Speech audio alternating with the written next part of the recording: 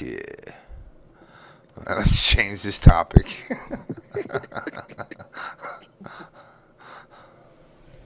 Yeah, buddy. All right.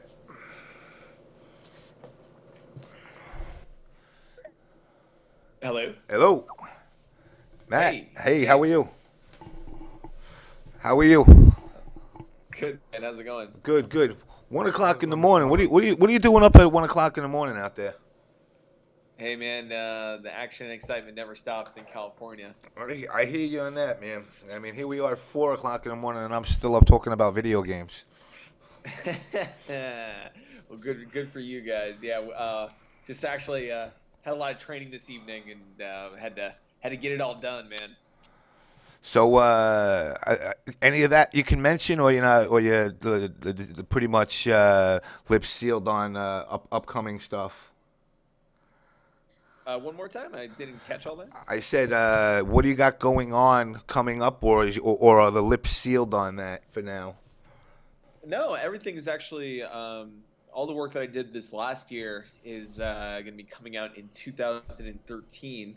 I worked on a project with Cynthia Rothrock and Don Wilson and Joe Lewis, the late great Joe Lewis, in a soon-to-be titled film that we shot in Thailand at the beginning of the year.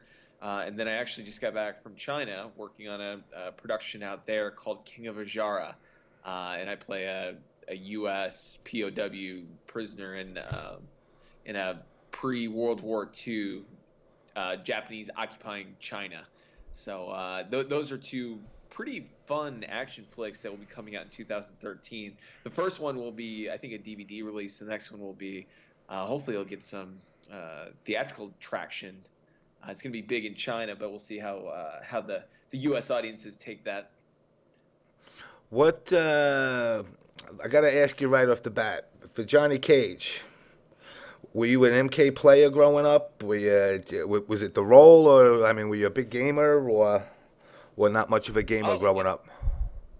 Oh man, yeah. Well, I actually grew up in Chicago, and I I used to walk down to the bowling alley every Saturday. I had a paper route when I was growing up, and I'd take my paper route money and I'd go and get just rolls of quarters, and I would go sit and play in the arcade on Mortal Kombat.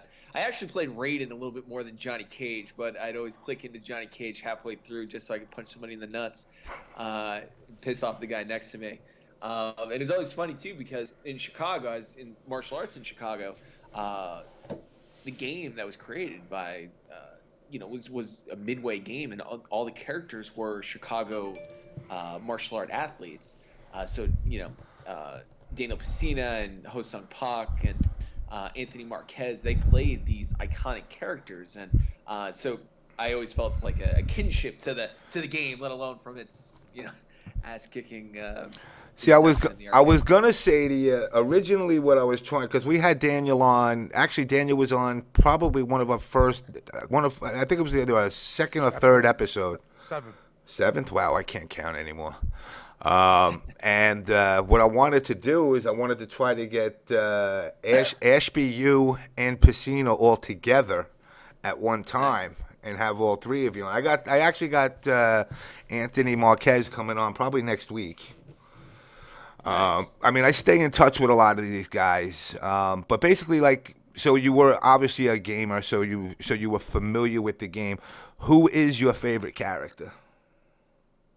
My favorite character, I always played Raiden the most. He was my favorite character because I liked, I was a little bit younger when I was playing Mortal Kombat, so the easiness of the moves were why I played Raiden the most. So I did actually I played Raiden the most at the arcade, and I didn't die quite as easy because at that point, I mean, people were writing doctorates on how to whoop somebody's ass in Mortal Kombat. Did you hang out at the arcades over there? You had Diversions, you had Galloping Ghost. The other, the other games actually, I like playing the shoot 'em up games a little bit more.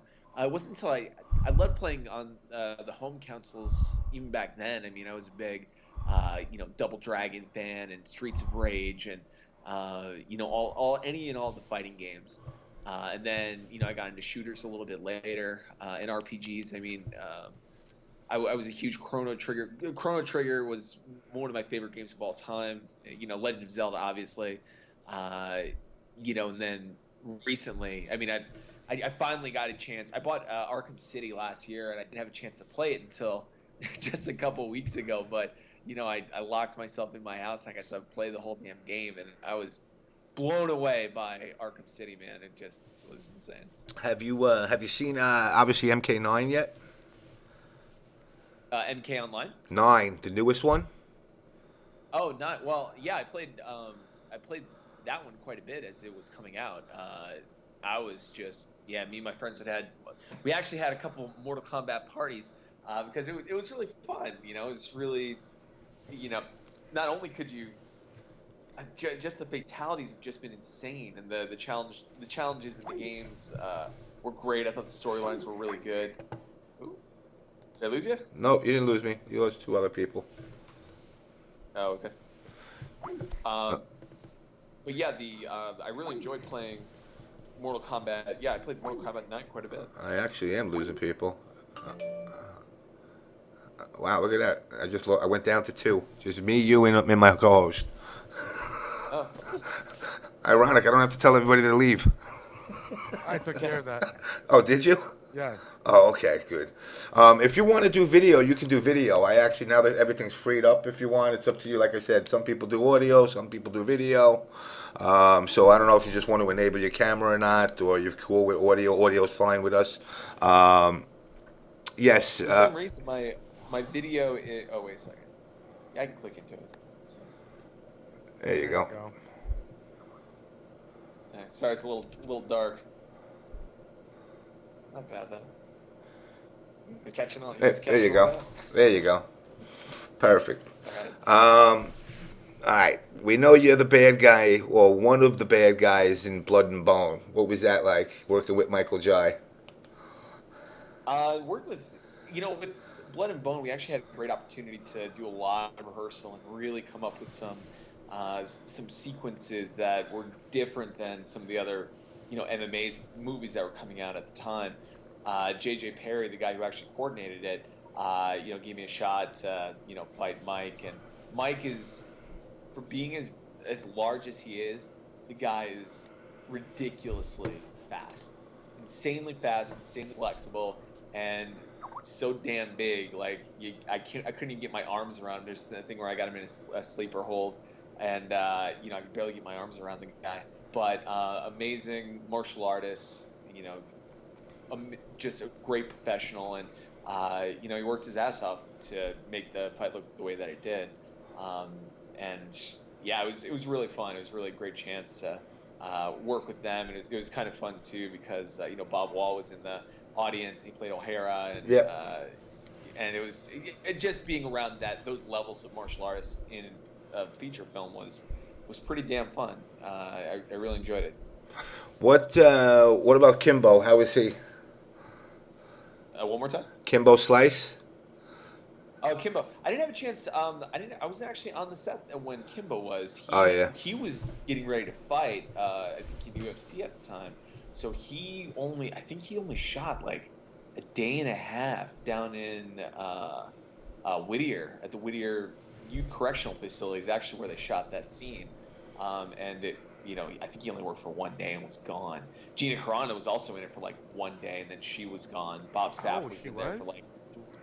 Yeah, she fights.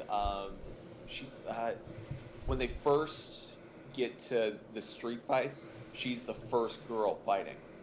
Well, I don't even remember. It's been a while since I even seen that movie.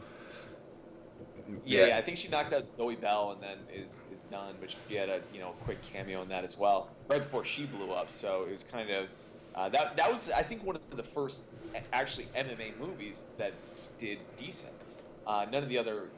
I don't know, some of the other films, I think it's really hard to make an MMA fight look as explosive and as unpredictable as the UFC. I mean, you never know when somebody's going to knock somebody the hell out in one hook punch.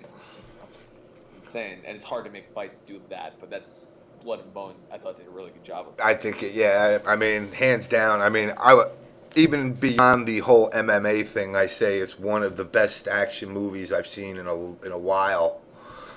Just what you see in it, the fight scenes, they're choreographed great, and I think partially that's due to the fact that you have guys that are professionals that are doing it. A lot of times you'll see a movie where it's some pretty girl they just throw in there. It looks like everybody actually knows how to fight. What's your training? My training, I grew up in Chicago, and I trained with John Sharkey in the Chicagoland area, and he's been within the martial art community for over 60 years, and just real old school, blood and gut karate days of traditional training, and then as I did a lot with that style, I was an Okinawan stylist. My base style was called Shurei-Ryu. And I actually competed for about 12 years, doing everything from fighting to continuous fighting to team fighting to, that at the time was like all that there was. There was that, and then there was kickboxing. There wasn't really MMA. MMA was just beginning to come up as we were going through. And then I got into doing performance style martial arts as well. Branched out and did Taekwondo and Wushu and Capoeira to kind of make a performance style martial arts that basically looked really good to go hand in hand with my traditional training with martial arts. So, ideally, I'd have the ability to have a really nice looking performance, but still have the ability on film to look, have devastating technique. And then out here, you kind of expand upon that in every way possible, from doing weapons to learning parkour to, actually, I'm currently taking jiu-jitsu right now. Just because it's kind of fun to expand your game. I mean, I did so much stand-up, to get on the mat and start to roll with guys who are really good. It's a whole new experience. All right, rolling back in your life, growing up as a kid now, were you a South Side Chicago kid? Was I downtown? South Side? Oh, we did a lot of South Side tournaments, man. The martial arts events in Chicago. I mean, they were all in Chicago. There's nothing out in the suburbs. So yeah, it was pretty gritty, like getting to the fights and stuff there. And plus there's always a huge rivalry with everybody from Detroit. Huge rivalry always. It was always really fun. We fought, we did stuff hard, but I had a really great competition experience. I don't know if that's the same way it is nowadays, but I was very happy about the competition that I got to participate in. Growing up as a kid, were you a street kid, a good kid, a kid getting into fights all the time? What kind of upbringing? I was actually a pretty. I didn't really get into too much trouble, I was actually a pretty good guy. I didn't really get too much crap when I was younger. I think actually the ironic part was that before I started martial arts, I actually got into more fights, with other kids and stuff. Then after I joined martial arts, I never got in a fight ever again, which was kind of ironic. Either proof that I learned a lot more confidence and self-discipline, or people were just afraid of me. So one or the other. I mean, it was one of those two things, I suppose. All right, everybody in the room is asking me right now, Cubs or Sox? Oh, wow! I love the Sox. I mean, I've been way more Sox games than Cubs games, but the Cubs haven't won a damn World Championship in over 100 years. The Cubs got to win a championship, man. So I'm pulling hard for the Cubs. They're going to do it. I don't know about this year, man. The Dodgers are looking pretty good. They just cleaned up at the winter meeting. So yeah. I feel bad. Actually, I feel bad for the Yankees, man. Like, what happened, man? They run out of money? Oh, so did the Mets. The Mets are broke. We're actually looking to borrow money. Oh yeah. Oh, man. No, you guys are tough out there, I think, for a couple years. So. Well, at least in football, we still got the Giants. Heavy. The Knicks are looking good. The Knicks are looking good. The Nets are looking good, too. Both of them are looking good. Now they're both back in New York, so you got the Brooklyn Nets and the Knicks both beating Miami now. Yeah. Yeah, no, that's good, man. You guys got the Jets too, though, so that's got to be rough. Now let me ask you this: what was it try to get the role of Johnny Cage? Was it a million cages? How did you go about actually getting that role? Um, the way it worked out originally, I met Kevin Tantrone years ago, just randomly doing some martial art. He was actually in the dance world. I did, I had all my martial arts stuff, and there was a time. Even now, there's times where dance and martial arts are trying to, grab elements from, like the performance styles and add it in and this and that. So I'd known Kevin years before he even called me, and then I hadn't been in touch with him for 4 or 5 years, and randomly out of the blue, I get a call from him saying that he had an idea for a project that he wanted to shoot to try to raise a buzz and pitch a concept for a project, and would I be interested? So I went to go meet with them, and we chatted about a couple ideas and stuff, and it came out that it was Mortal Kombat was the project he was doing. At the time, like that was all mixed up with Larry Kazanoff because he felt that he had rights to the franchise, even though he did the movies. He did Mortal Kombat 1, but he also did Mortal Kombat 2. So Kevin ended up wanting to do a reel, and he asked if I wanted to stunt coordinate and do the fights for it and play Johnny Cage. I told him that I felt that for a project that was, as iconic as Mortal Kombat to get, I knew some guys who I could recommend that would actually, kill the choreography, for the fights. So I recommended JJ Perry, the guy who actually put me into Blood and Bone, and then Larnell Stovall. JJ was not able to do it, so Larnell actually took the job, and Larnell was good friends with Michael Jai White. That's how he got involved, and we rehearsed the hell out of the fight, and on the day we just kind of went and did it. They shot the whole thing within 2 days, and then we didn't even know when it was coming out or if it was ever going to come out, and then it hit the internet, and then the rest was kind of history, sort of. And that's how it was a very unconventional casting process, I guess we'll say that. Natish, you got questions, I'm sure by now. Let's see. I got a question from Draxon. Did Matt look to Dan Pacino or Lindy Ashby for inspiration, or Jean-Claude Van Damme, or maybe Jean-Claude Van Damme? Do I know John Claude? No, they asked, did Matt look to Dan Pacino or Linda Ashby for inspiration, or towards Jean-Claude Van Damme? Oh well, I looked at both. I mean, obviously both characters. I mean, Johnny Cage is Jean-Claude Van Damme. That's how I created the character, obviously. But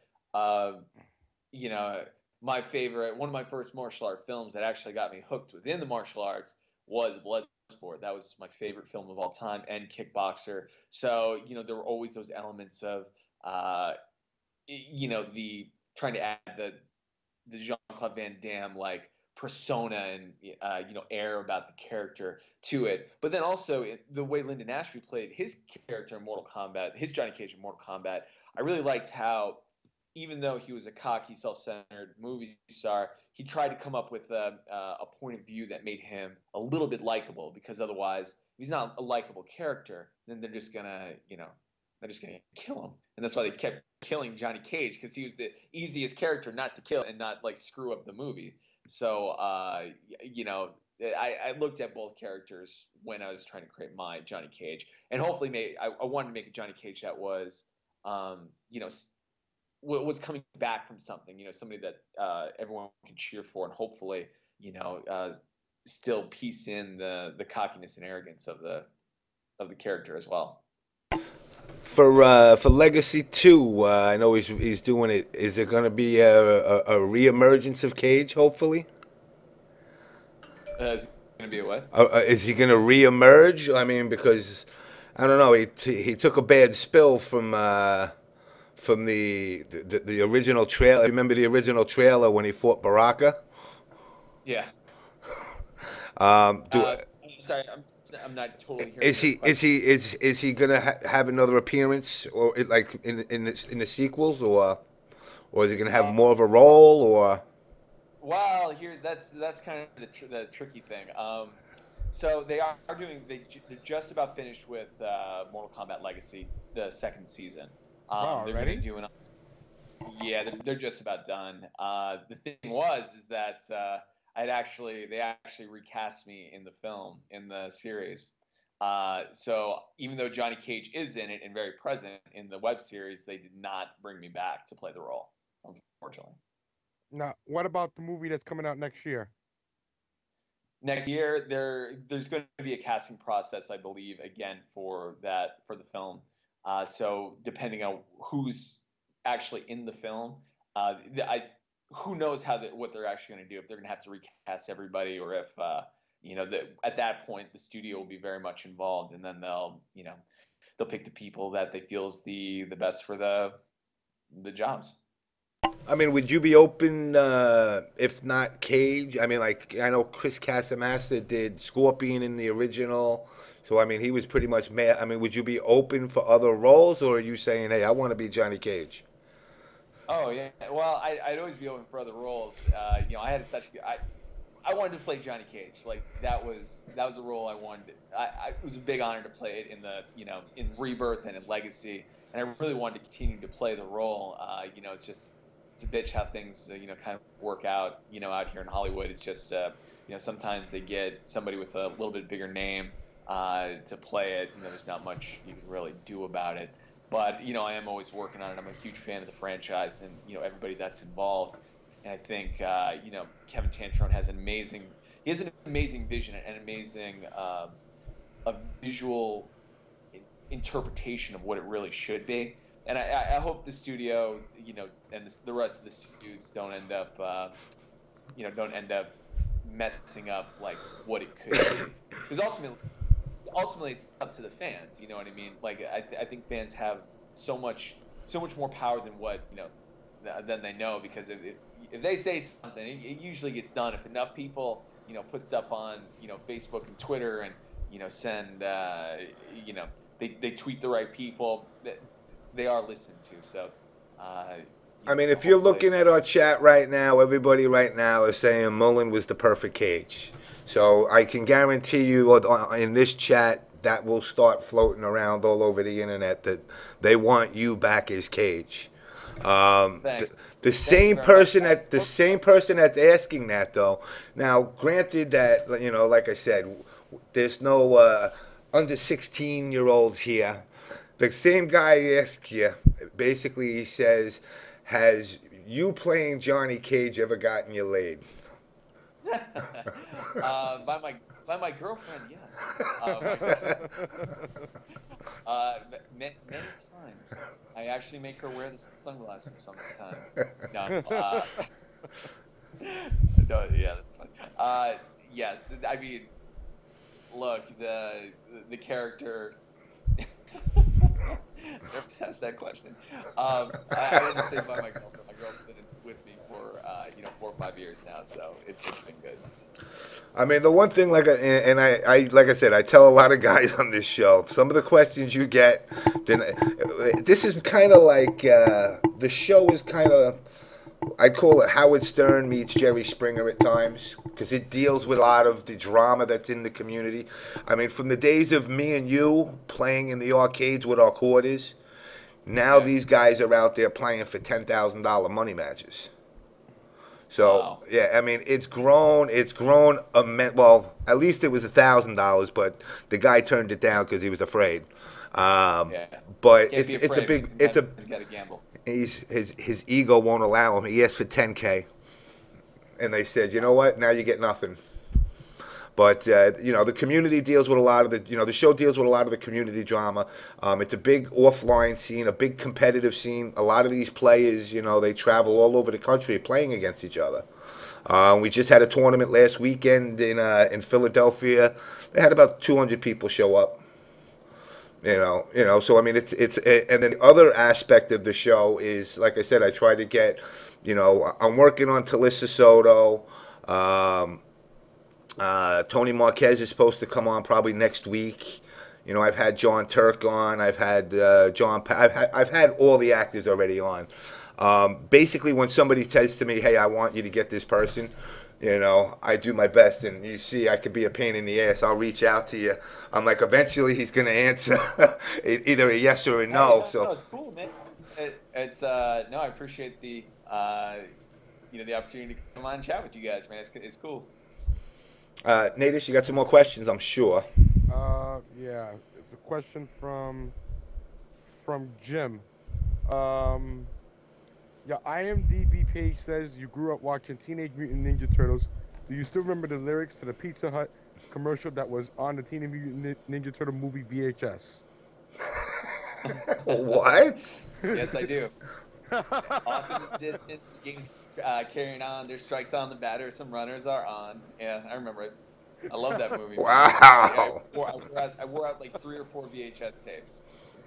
Wow. And who was in that? What 2MK guys were in that? Divisio? Well, let's see. Divisio and Hosun Pack are in it. Hosung was in it. I don't know if Anthony Marquez did it or not. It was definitely Hosung. And I think Divisio is the other one that's in it. Who's that? Divisio, Kano? Oh, yeah. Oh, And he was the other one, I believe. Huh. And I know there was more people in the suits than what I remembered. I mean, Ernie Reyes Jr. was in it. This actually a director of another film that I did, Ken Scott. He did a lot of the stuff for Raphael, Larry Lamb. I mean, it was a pretty, you know, it was kind of the who's who in martial arts at the time. Now, somebody mentioned, and I don't know if I'm pronouncing it right, movie Kamen Rider or Kamen Rider? Kamen Rider, actually. Are they? I believe they mentioned it. They might be doing a sequel to it. You know, there's been some rumors out there because Saban has actually taken a lot of control of the Power Rangers again here in the United States, and they purchased what was 4 kids on the CW, and they're looking to expand, you know, their brand and other series that they have the rights to. So I believe they will be doing something with Kamen Rider, but I don't exactly know what. I've not been informed. I don't know if they're going to actually do another season of our show, which was Dragon Knight, Ryuki to all the anime fans. But yeah, I'm not exactly sure like what series of Kamen Rider will be next. What was your big break? What was my what? What was your big break in the acting side? Oh man, I think I'm still looking for it, man. It's so, you know, everyone's like, I feel very fortunate. I've had some amazing opportunities in this business, not only on all sides of it, you know, from live performance, from doing 30 Seconds to Fame to America's Got Talent, you know, to the different commercials that I've done, from the Motorola Razr 2 thing to Pepsi to, you know, I got to work with Tarsem, who directed Immortals, and you know, I get to work on some television shows and, you know, create characters in video games. I actually got to work with John Tobias in he did a video game called Tao Fang, which was one of Xbox's original fighting games, and we got to work on a ton of different character creation for that. You know, and things like I get to do all the action movement for Nathan Drake in Uncharted. You know, so having opportunities like that have been outstanding. But just like everybody else, you know, you still gotta, you can't win today's baseball game off yesterday's home runs. You know, you always got to keep swinging, and that's how it is out here. So, you know, even though I've accumulated a good amount of work and resume, every day, man, you gotta keep pushing, because there's always somebody hustling. So, you know, it's never a hand me out. What about East Coast? Any potential out here, or is it pretty much you're giving it all in the West Coast, and that's? I mean, have you you know, because I know Silver Cup over here is reopened up. They got a lot of acting stuff coming out up over here that's starting to pop up more and more. So I don't know. Are you kind of, because I know Leah Montalongo, who played Sindel, she was on a couple of weeks ago. She's out in LA. She's doing the acting thing and the aerobic thing and the fitness thing, and she's saying, "Look, I'll go wherever it takes me." You know, but some people I've spoke to said, "No, I'm a California person now. That's it. I'm not going back." Well, I think it all depends. It has become definitely a global market as far as like what is out there, what's going on right now. There is a ton of stuff on the East Coast, man. Like more and more in the Southeast, and in New York's actually getting a ton of work. There's tons of stuff in Philly right now. But it's going to keep spreading out more and more. I mean, as deals get done in Hollywood and get shot somewhere else right now. Vancouver's huge. Australia is big. New Zealand's still shooting tons of stuff. I think China. Oh, I was over in China for 4 months and seeing like what they have going on as far as like their productions. It's insane. It is just a crazy, time, and everybody has the ability to make good quality stuff. You can get $1,000 camera and shoot a movie that you put on a movie screen. It's crazy. So I think more and more the work is going to continue to spread out. So wherever it is, man, hopefully just keep having advantages and going out there and getting it done. What do you prefer, good guy, bad guy? Bad guy. Good guy. Good guy's too easy to make somebody feel that you're playing a bad guy. To make your character likable and hated at the same time, I think is a skill that is difficult and very fun to explore and play. I mean, I will admit this, in Blood and Bones, when he had that lock on you, I was waiting. When he gave the 3 tap, I was like, man, nah, I thought he was going to... I was like, man, he's going to do it, and then he didn't do it. I was like, man, this guy should get it. Yeah, that was all part of the film, man. So what, can you talk about the other projects you're working on at all, or is it kind of tight? I know you said you had a couple of things you're filming. Yeah, the film that I worked on in China, in Chinese, it's called Jingdanghua. It's the actual star of the film. He was in his name's Zen, and he was in Kung Fu Hustle, and he did some stuff with Donnie Yen and Flashpoint. And this is supposed to actually be his big coming out movie, because they spent, it was a huge production for an all Chinese production company. So it basically revolves around Japanese occupation of China right before World War II, and there was a whole, a psychological way that the Japanese were taking down like the Chinese warriors, and the idea was that if they beat their best warriors in fighting in competition, that they could actually have control over the spirit of China. So that was that premise of the film, and the character that I play, he's a leader of a coalition force that is made up of several different officers from other nations, and they end up being captured and brought to what they call the Wtih's temple. And in that temple is where they were doing the fights and executions. And between the lead character and our characters, we end up taking down the encampment, or more the Coliseum, throughout the film. And really well, we shot in this place called Wtih, and it was that basic. I think where everybody's shoes come from Wtih, because I've never seen so many like shoe factories in my life. It was nuts. But it was very. I guess this is where the actual location of these temples were. When it actually happened. So they wanted to get like the authenticity of the surrounding areas and location, and that's why they shot it there. But it was the action. Actually, man, if you guys like Hong Kong, like straight up hardcore Hong Kong action, this is it, man. I was impressed. Ooh, I like that kind of stuff. Fights, and I was blown away. I thought it had, just the care and time, and like the energy and the visceral feeling to each of the fights. Some of the best stuff that I've ever seen. I'm really excited to see it when it's finished. Now, is it going to film, or you said this one's going DVD straight? We'll see. It's going to be a huge film in China. It's interesting how they actually release their films out there, because they only allow 8 or 9 films from outside countries to go into China. So they'll actually shut down the box office for a month and a half prior to the film coming out, and then they'll release that film. So it makes, it'll gross $100 million in the opening weekend. I think the film is good enough to, go to sort of the indie cult route. I don't think it'll be a mainstream release unless somebody like Quentin Tarantino finds it. Wu-Tang Clan checks it out and wants American release here.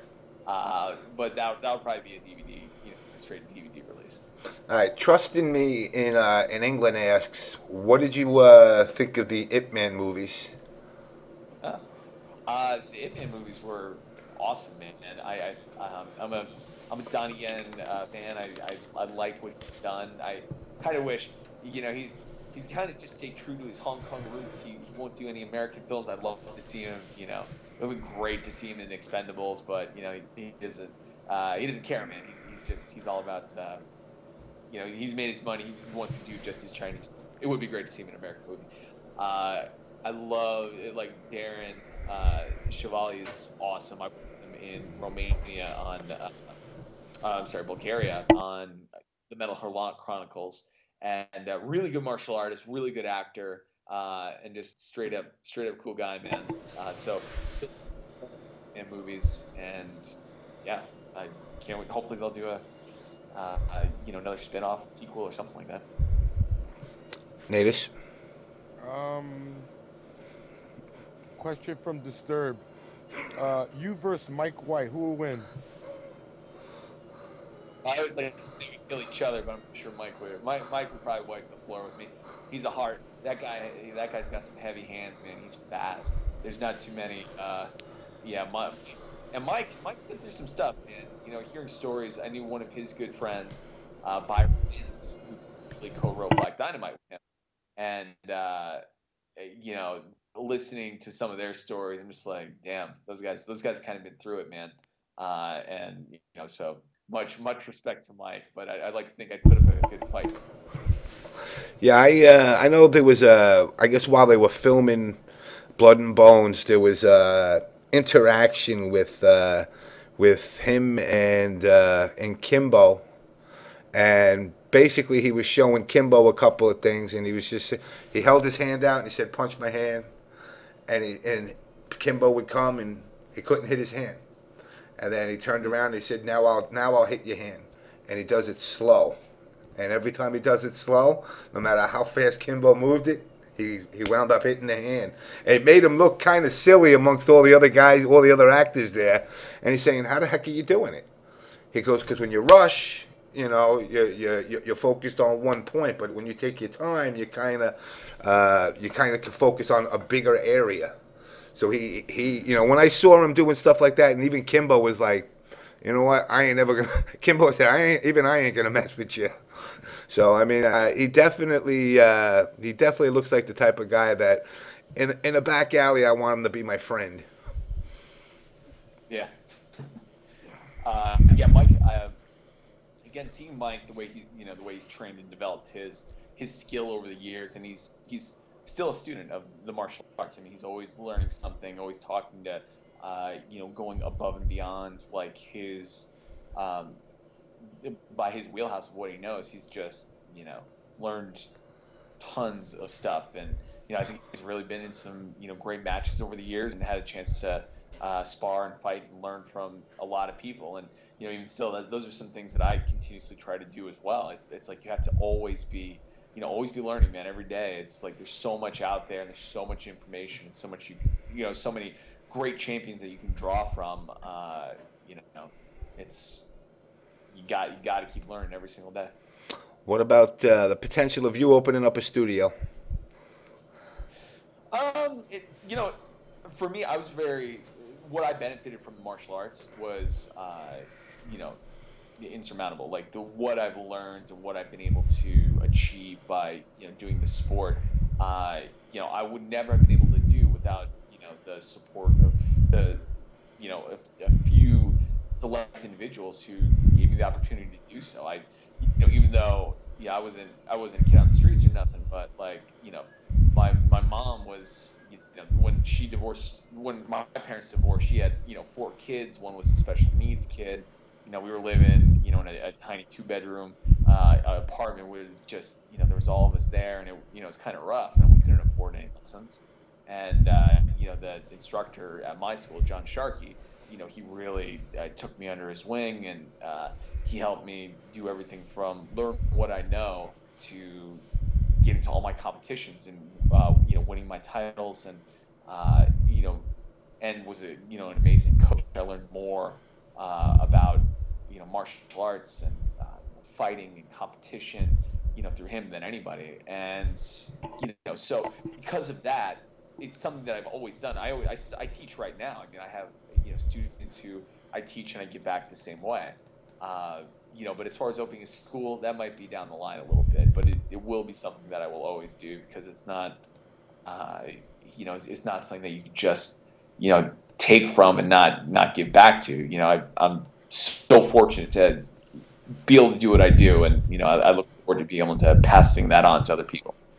All right, I've had about 35 people in the chat. I don't know. Are you watching the chat at the same time, or are you just on the camera? The chat at the same time now. Okay. The chat has asked me this question 100 times already. What does the light switch behind you do?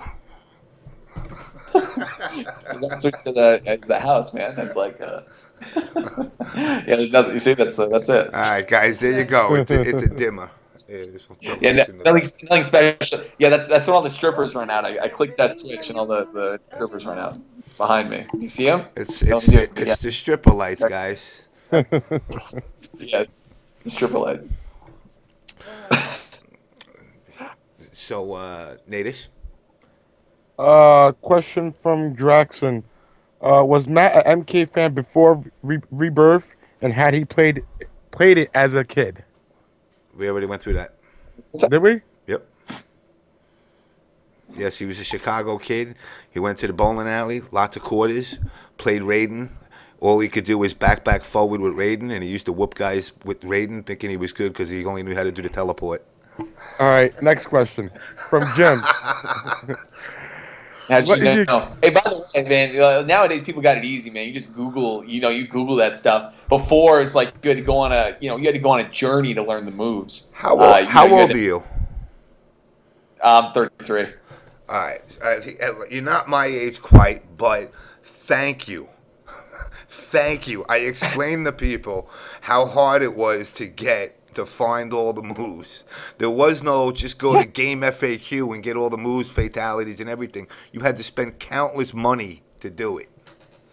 Oh yeah, and you'd only get like 1 or 2 tips a month from Game Pro, and that was it. It was like Game Pro. You go there, you pick up a few things, and that was all, man. And you had to go bounce around to other arcades, and nobody wanted to tell you their moves because they didn't want you to get good. They wanted to keep their roll going, man. That you get their 32-40 win streaks and just taking people's money.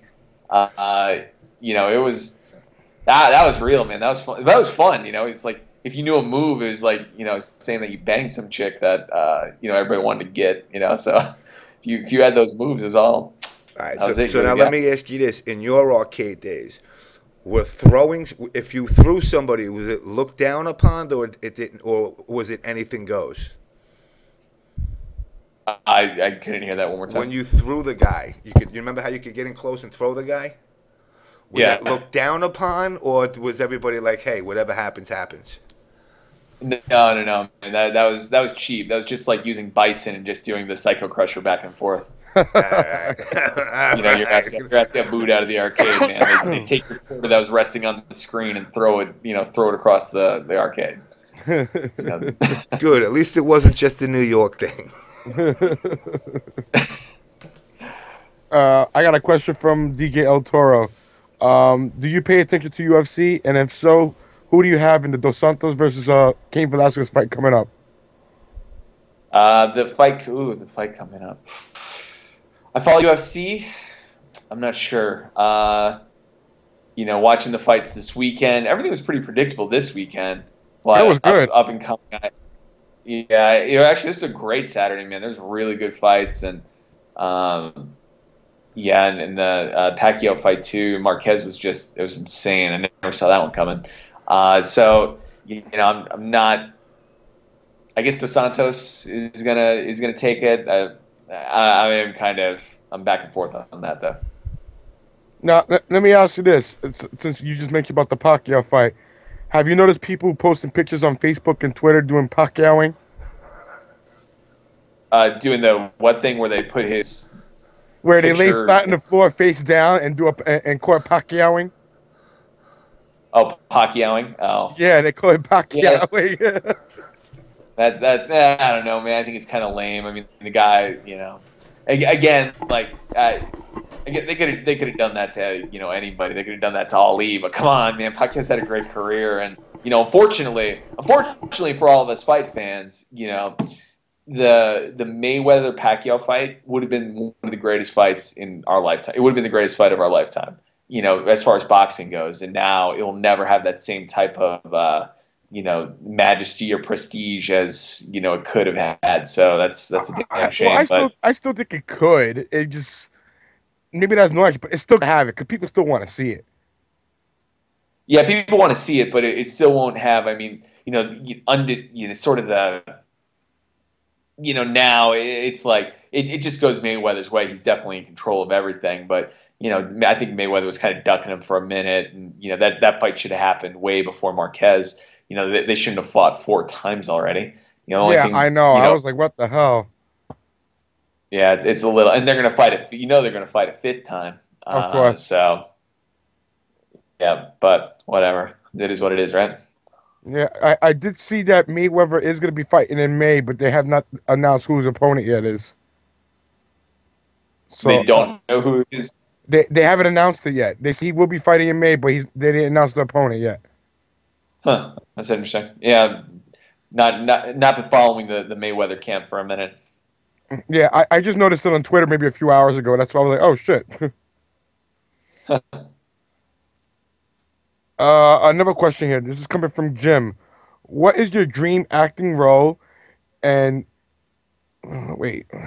All right. What is your dream acting role? And the one character or franchise you like to kill to be involved in?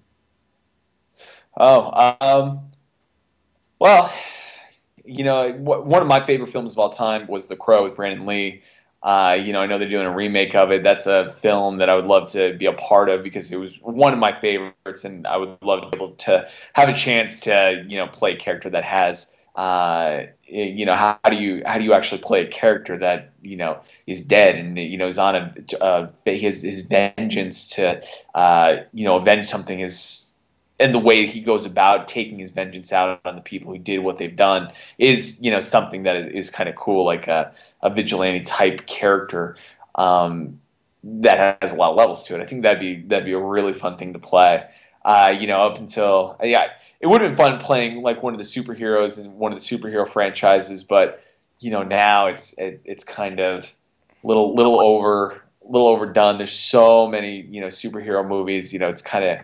It's gonna be hard to get away from that and top that every single time. I think they're gonna start setting us up for some disappointments like the original Captain America movie. But that being said, it's something that's a little bit darker and fun to like that's fun to play, and that still has that could have the potential for amazing action. I'd love to take my brand of what I do and what I'm really good at is martial arts. And take it to levels that nobody's ever seen.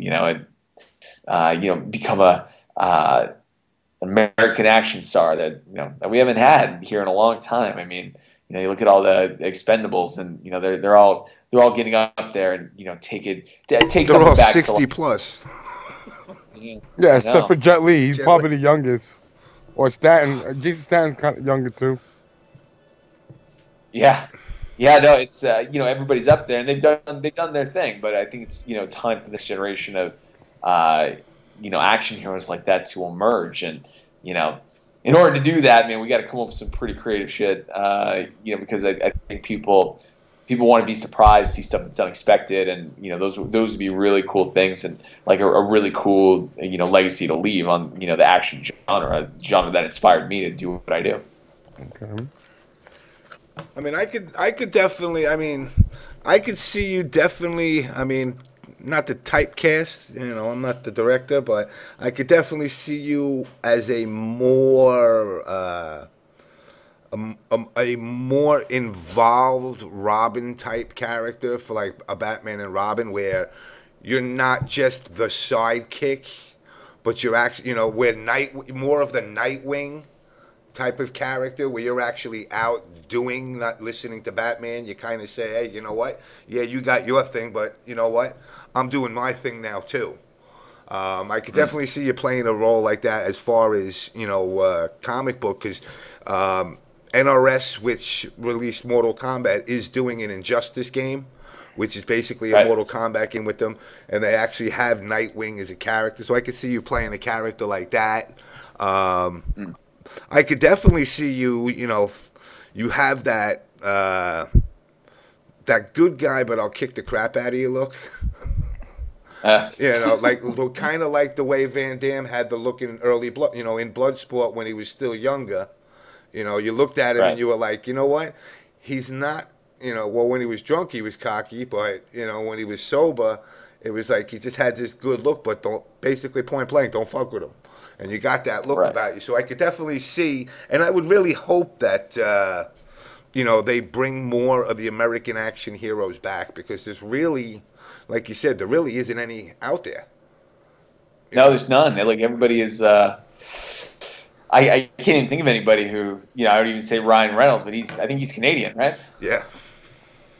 Yeah, Chris, what's his name? Chris Evans. Chris Evans, I guess, would be the closest one. Yeah. That still doesn't necessarily count. Jeez Louise, I think Keanu actually probably, you know, knows more martial arts now than everybody else, and, you know, American action, American cinema, and Tom Cruise too. He's always coming out with a movie where he's kicking somebody in the face. You had Matt Damon also with the Bournes. Yeah, but they can't really throw though, man. I don't know. That's stretching a little bit. So it's a Boston thing. Yeah, Boston guys, they act like they can throw. Right. Yeah. Yeah.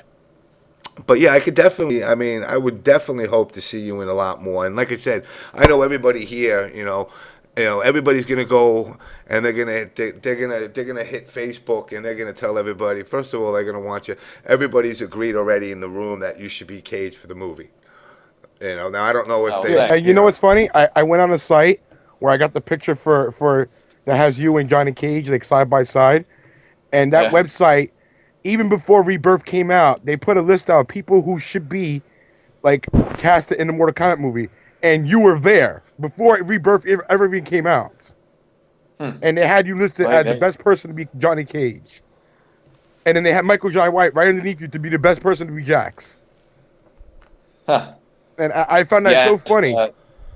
Yeah, it's funny, man. Like, I think everybody knows, like, you know, the fans who really follow it and they want to, you know, who actually go and see the movies, like, they really want, they know who it should be, you know, starring, who could do the best jobs.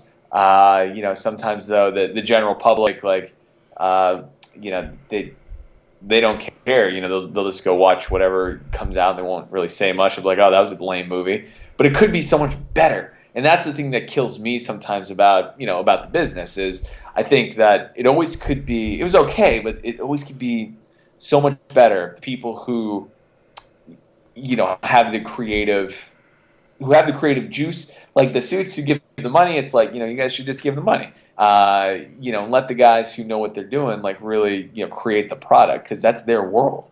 Like Kevin Tantrum, that's his world. I mean, anybody who dressed up as Scorpion for Halloween, you know, when they were 12, and know more about the game than most people do. You know, you should let them do what they know how to do.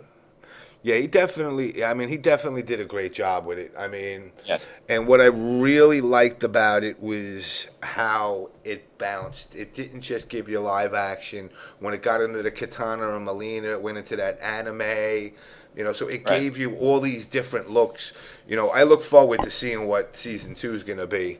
You know, I would. Yeah, me too.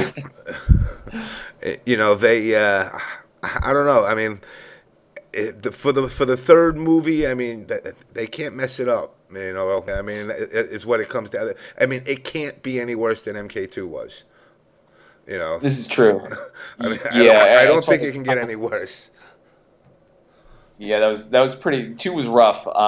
You know, I think that's it. All depends on, you know, again, depends on what direction they allow them to go. I personally think that, you know, what was the point of doing, you know, okay, they did Legacy to kind of set up the world, but for the second season, it's like, what are they going to do with it? You know, why didn't they just go into the movie? Like, everyone's excited and they're jonesing for, you know, the film. I feel they should have gone just into the film. But I guess we'll see how, you know, we'll see how the actual Legacy does. Yeah, definitely. I mean, I agree with you on that because, I mean, I watched it, and when I said to myself, obviously, you know, when I talk to Boone all the time, and, you know, he was like, wow, this looks great. And I'm like, but, you know, and reality is the game story makes no sense. You know, if you really follow the game from MK1 to now, it's like, you know, Sub-Zero dies, but his brother comes back to avenge the death, but then it really wasn't his brother, it was his sister's cousin, you know, so they kind of just whoop everything, and, you know, John Tobias just kind of said, you know, it's the last thing we do. You know, so it was like you got the story, and it was like, now the original Noob Saibot is the original Sub-Zero is Noob Saibot, which is a character which is just John Tobias and Noob Saibot's name spelled backwards. Right. You know, so you kind of got to go. He can go in any direction, but what I thought the original was going to do is it was going to give you the intro to the characters, and then somehow float them into the tournament. And then there was that one part where I believe Shang Tsung asked you to come to the tournament at the end. Right. And I was like, all right, well, he's got, you know, he's the only one so far that I know that's going to the tournament. Yeah. Well, that's how it was supposed to be in the setup, but, you know, I don't know if that is as apparent, you know. Yeah, I don't know if it, again, I guess we'll see as when Legacy 2 comes out, you know, if it ties. I read an earlier draft of the, you know, the script, and I guess we'll see, you know, if what changes they made to actually tie it all together, and if whether or not that actually ties into the movie, you know, because they still have so many other characters they could potentially, you know, base the story off of, you know. So hopefully they get it right, and hopefully they take their time and they don't rush it, and, you know, they do it the way it should be done, because Mortal Kombat fans, man, you know, they deserve a good film. You know, they're doing all these films, and it's there's no reason why it can't be great. It's been a long time coming. It's been a long time. What's that? It's been a long time coming where, you know, the MK fans are saying, you know, where's our movie already? That whole Kasanoff thing just made everything go to a screaming halt. And believe it or not, all the fans know that. You know, it's not like it's a top Hollywood secret. Everybody's going, you got to be kidding me. You know, I've been playing this game for 20 years, and now you're going to tell me I'm not going to get a third movie after you gave me that crappy second movie? You know, and to be honest, a lot of people liked, and I like him as an actor, Christopher Lambert as Raiden just didn't do it for me. Yeah. You know, I was kind of like, I'm waiting for him to cut people's heads off and live forever, and now he's Raiden. It didn't fit that mold. But overall, the story was great. You know, it was the game. The second one, I don't know. That dude that they picked to play Shao Kahn, I mean, I would have went to the biggest juice monster gym I could find in L.A. and be like, how much steroids did you do? You did enough. You're Shao Kahn now. Oh, God. You know, I mean, because you really, you know, you wanted this big guy that was going to play this role, and it just, it didn't produce it. So hopefully with the third one, you know, they make the characters, you know, true to the actual game itself. Yeah. You know who had a good Shao Kahn? The Shao Kahn from Mortal Kombat Conquest. That was a great Shao Kahn. Oh, yeah, absolutely. He definitely fit the role very well. Mm-hmm. Yeah. So up to what version of Mortal Kombat did you play actively? Actively now. Well, I'm just saying, like, growing up, like, where did you say, you know, I mean, I'm 43, and I'm like, yo, I still play it sometimes, but not much. But I don't have an old system. I mean, I played on Genesis, on Sega Genesis, man. You know, I bought the special controllers, so you know I had to wait extra 2 years for the special controller out to actually play it, and then trying to figure out again by trying to figure out on GamePro how to get Reptile. You know, back in the game, you'd have to like, what was it like? You had to beat it like with something. No, what you had to do is actually I'll tell you this because I'll tell you my little secret. I actually worked on those home versions. Oh, nice. On the pit stage, something had to pass the moon. One of the silhouettes had to pass the moon. You couldn't use block, and you had to get a double flawless. Right. That was it. But if you did, you got to play. I think Reptile actually in that version of the game, he didn't have like his acid spit. He could either do the ice like Sub-Zero or the. Wow, he remembers good. Let me tell you something. Thus far, out of all the actors that I've had on here, how many have we had now? About 10. About 10 of the actors from the game from that. You are the most knowledgeable we've had about the nice. game. Hey, all right. Well, I love the. It was fun, man.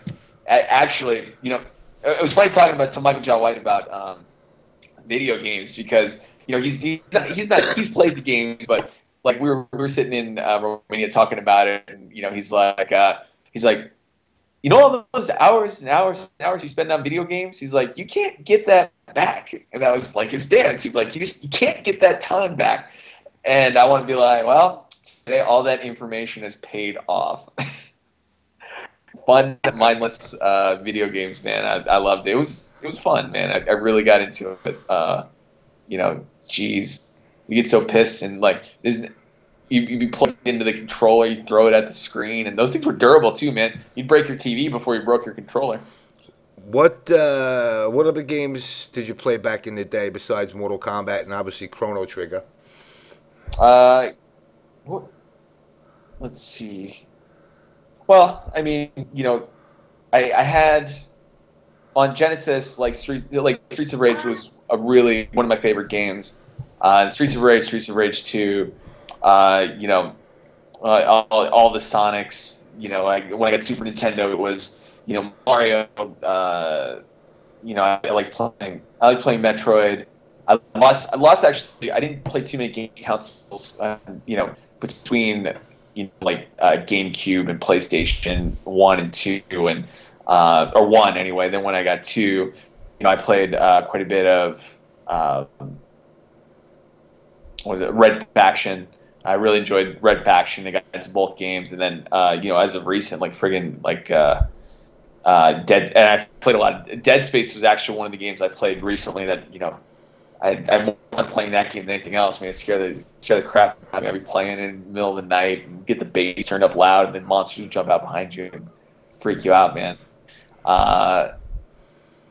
Actually, back on the NES version, when I had NES, Mega Man, the Mega Man series was one of my favorite series, up to Mega Man 6, because then it got weird and crappy after that.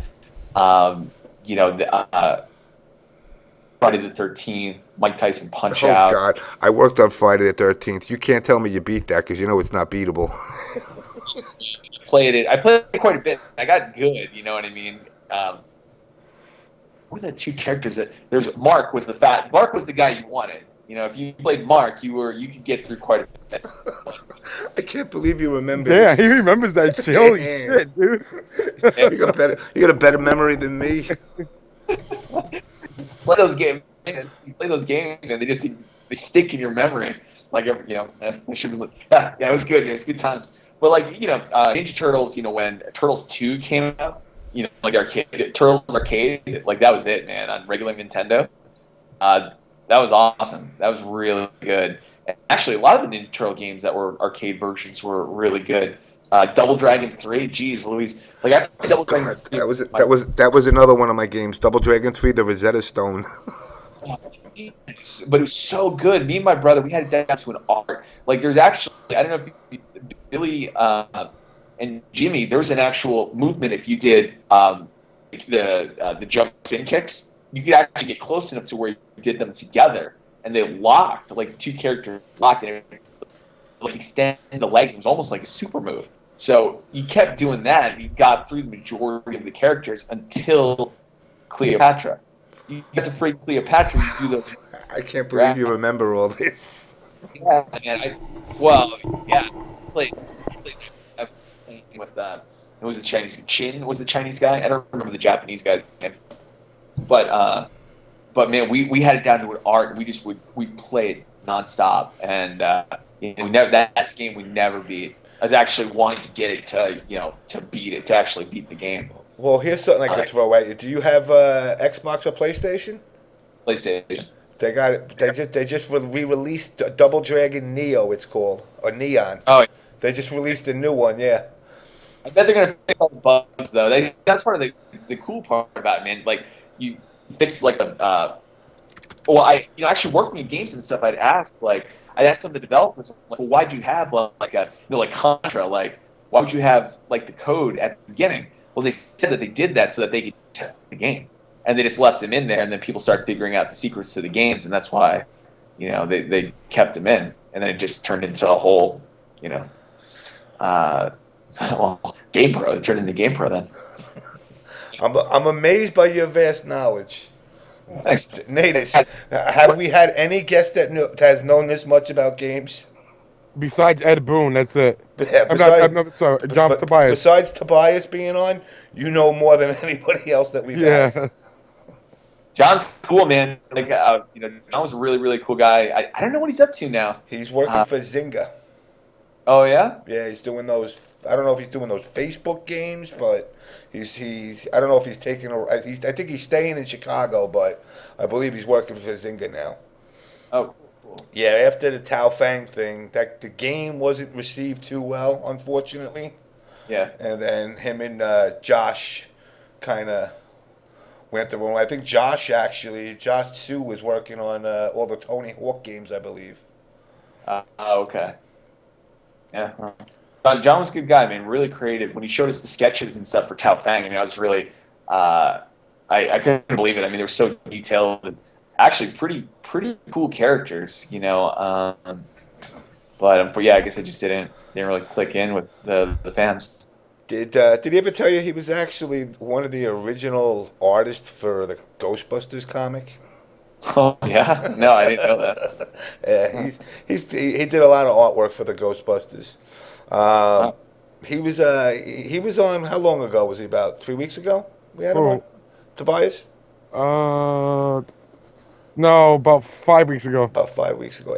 Before or after the hurricane? That was before. Damn, forgot. Hurricane. You guys don't get hurricanes out there. Yeah, that was episode 19, so that was about 5 weeks ago. Okay. No, yeah, we don't get we never share earthquakes though. It is what it is, right? Do you guys hear the the joke about Hurricane Sandy? No. Well, if you guys would have named it Hurricane A-Rod, it wouldn't hit anything. That's messed up, especially for all you Yankee fans, because I'm a Met fan. Oh, okay. So for me, it don't bother me. Now, if you called it Hurricane Right, then I'd have problems. Yeah. That's something. Yeah. Actually, we did. We're actually out in New York. We did the Macy's Thanksgiving Day Parade. We performed with. Well, actually, we did. I choreographed and did some stuff with Saban and the Rangers for the parade, and so it's crazy to see. Even still, it was still a mess down there. I'm surprised. Well, I'm glad it didn't get canceled, but that was quite. There's people without power during Thanksgiving. It's like, damn, it's something else. Yeah, I got a friend of mine. His house the foundation sunk about 6 inches.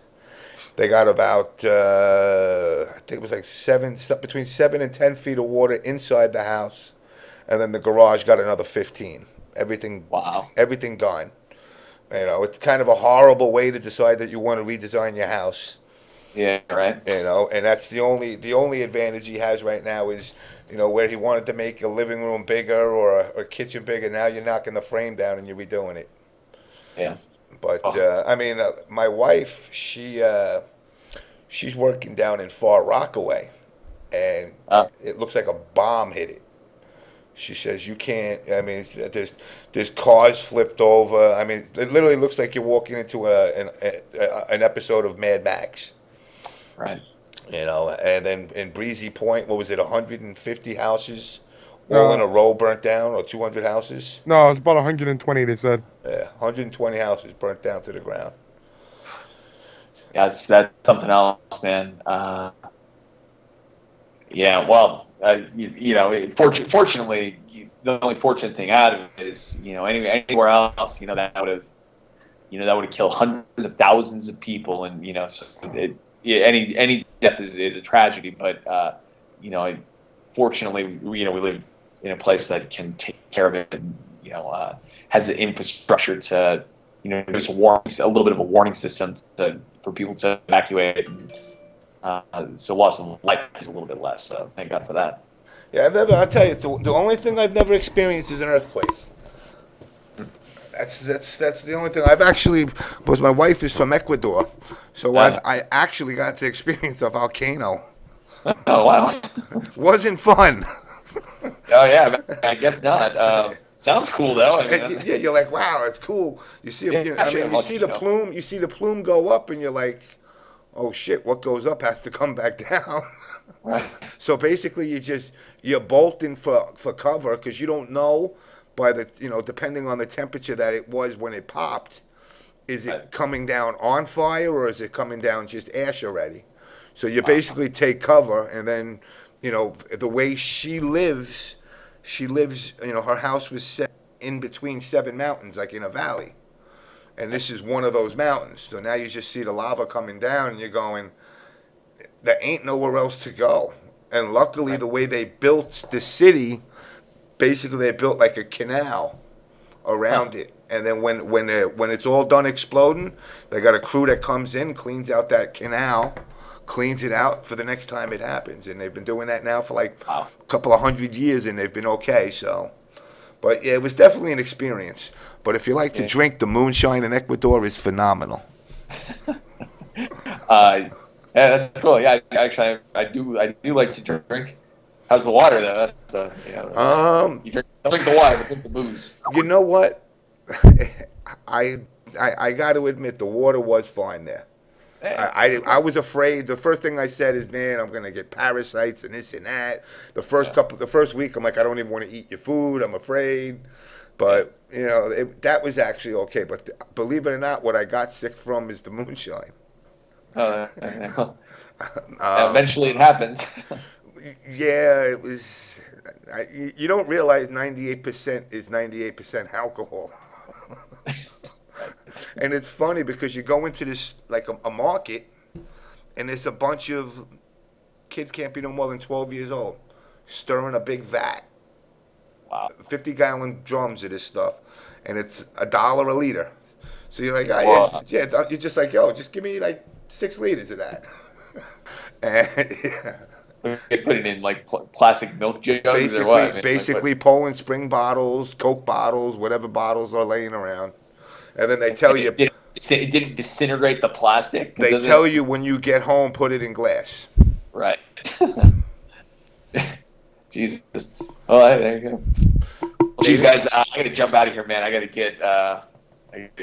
get cracking early tomorrow morning. Yeah, it's 5 o'clock my time. I got to go to work in about an hour. Oh, dude. Well, hey, there's only 24 hours in a day, so I don't like wasting too many of them. But too much coffee to let that happen. So you know, we definitely appreciate you coming on. Anytime you want to come on here, you got me. Just hit me up. You know, anything you want to promote. You know, it doesn't matter what it is. I mean, if you decide to come up with your own cologne and want to promote it, come on the show and promote your own cologne. Kick in the face cologne by Matt Mullins. There you go. Yeah, there you go. Now, a quick thing: is your Twitter Sideswipe Matt? Yeah, Sideswipe Matt. That's right. That's correct. Okay, I wanted to make sure so I can let the people know in the chat, you know, where they want to follow you at on Twitter and stuff. And any web page that they can come check out, fan pages or anything? You know, fan page. Just my website. I actually have not updated it in a minute. But it is mattmullins.com. But I actually update my fan Facebook page a little bit more because it's just a little bit faster. And, you know, I can do it quicker. So and that's just. I think the fan page for Facebook. I think it's just Facebook/Matt or /Matt Mullins. Okay. Is it? I believe you can get there from my Twitter feed as well. Okay, I'm got typing it. that in the chat right now. Yep, get that in there. And once again, man, we appreciate you coming, taking the time. You know, we're gonna push to get you in that new movie.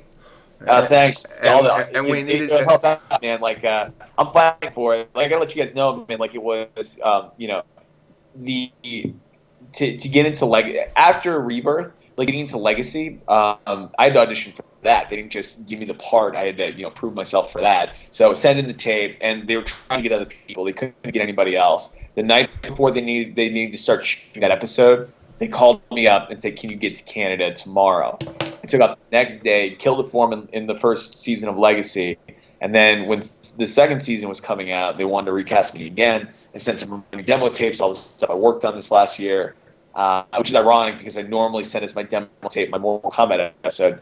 But I put together all the stuff that I did this year, and then went in and did.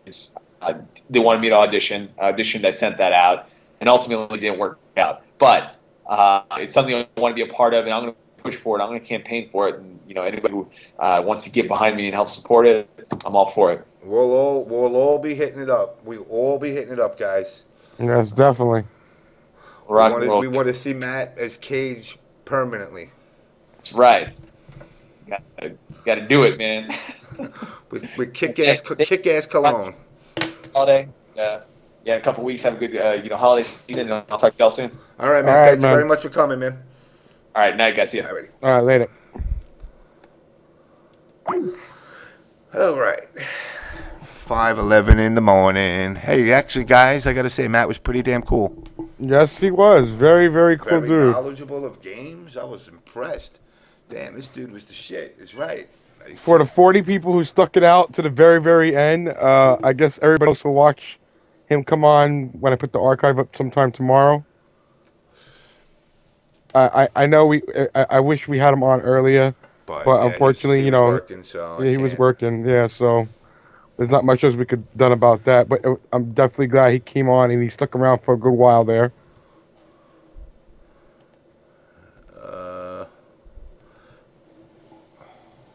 Let's see what we got here. Who do I got? Fuck, I got questions. Can you ask Matt Mullen how? Well, no, I can't ask him that, dude. He's gone now. Yeah. I think it's time to wrap up the show.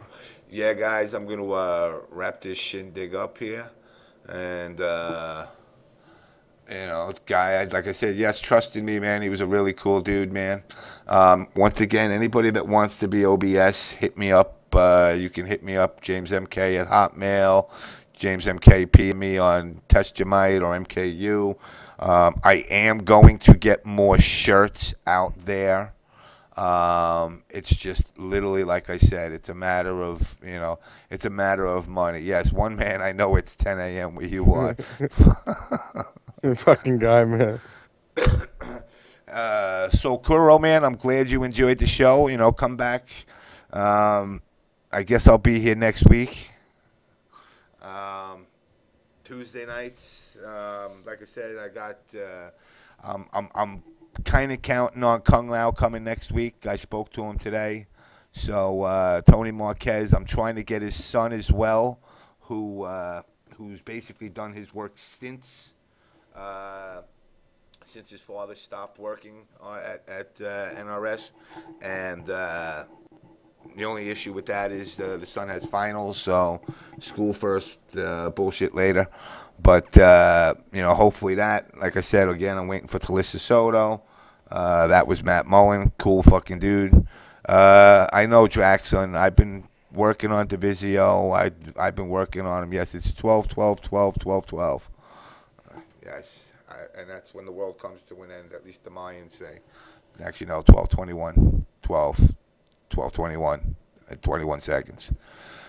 Aren't you still working on Host Unpack also? Host Unpack, yes, I got Host Unpack lined up. I'll tell you right now what I got lined up here. Who hit me here? Hold on a second.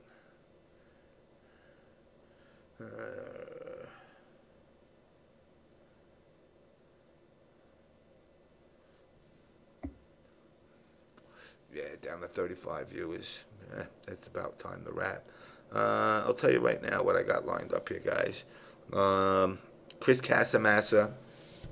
Oh yeah, we got to get him on soon. Who plays a Scorpion in the movie, host Unpack, Talissa Soto,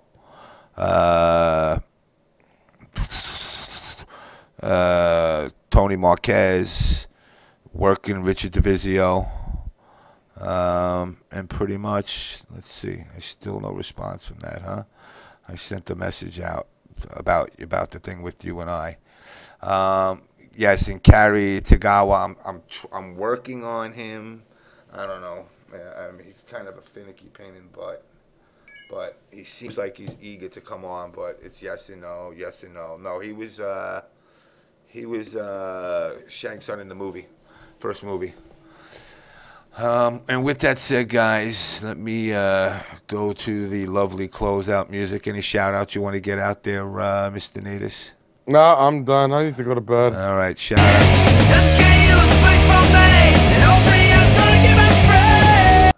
Oop, my bad. Balls deep for life. Like I said, anybody, you know, that stuck around, thank you for sticking around. And also, like I said, anybody that wants to be OBS, hit me up. Let me know. Shirt size, where you live, who you are, what you play, what's your character, all that good stuff. If I don't get back to you, it's not because I'm ignoring you. I just kind of lose track at times. So, you know, it's just I get a lot of shit going on. Plus, you know, guys got to keep in mind I work a regular job also. With that said, thanks for coming, and peace out, yo.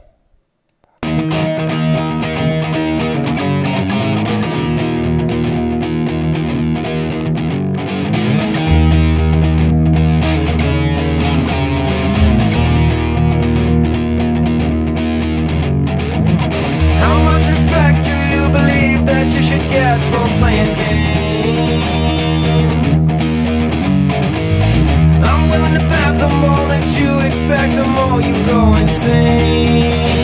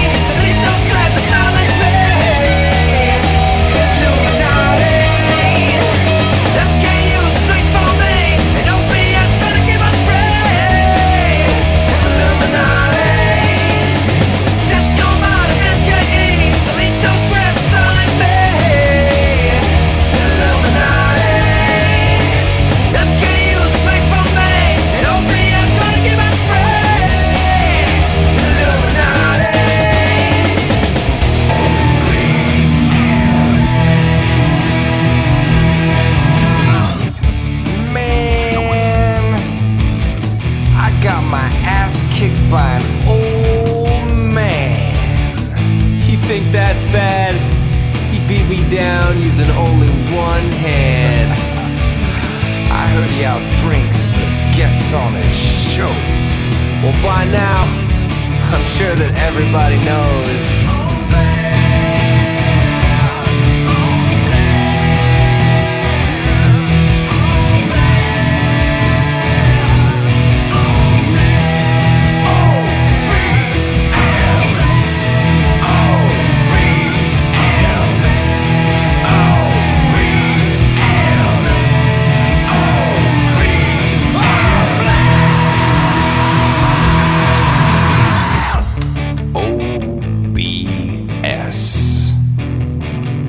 And I ain't talking no bullshit.